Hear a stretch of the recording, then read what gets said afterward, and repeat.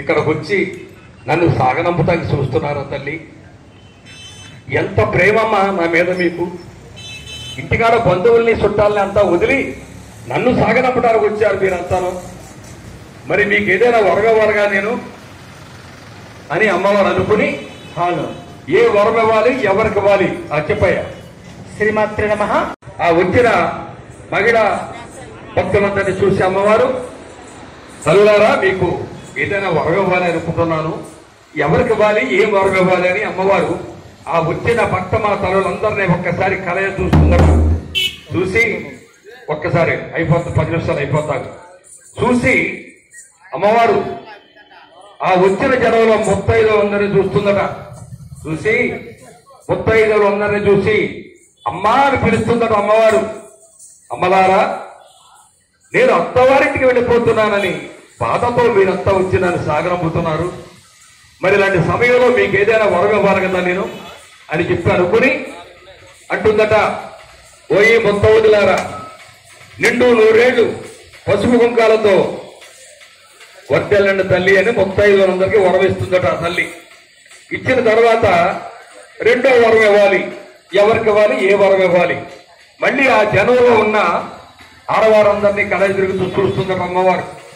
చూసి అందులో వివాహమై 10 సంవత్సరములు దాటిన సంతానం లేక మనోవ్యధతో ఉన్న అక్కలను చూస్తుందట అమ్మవారు.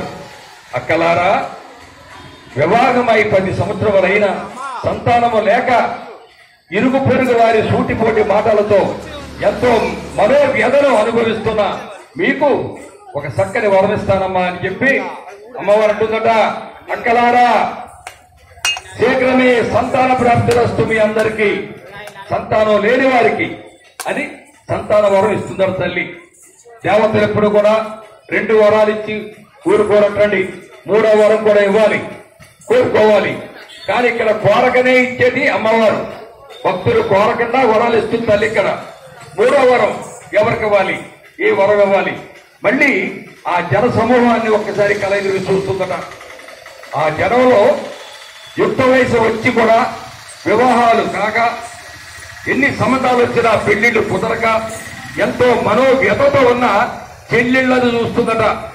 చూసి, చెల్లెళ్ళారా, యుక్త వయసు వచ్చాక కూడా వివాహాలు కాక, ఎన్ని సంబంధాలు వచ్చినా కుదరక మీరు ఎంత మనోవ్యత అనుభవిస్తున్నారో, మిమ్మల్ని కన్న తల్లిదండ్రులు ఆడపిల్లంటే గుండెల మీద కుంపటి అనే సామెతతో మిమ్మల్ని తేలికగా ఇరుగు పొరుగు వారు చూస్తూ ఉంటారు. అలాంటి అవసరం లేదు తల్లిక మీకు. శీఘ్రమే కళ్యాణ ప్రాప్తిరస్తు అని 3వ వరం ఇస్తుందట.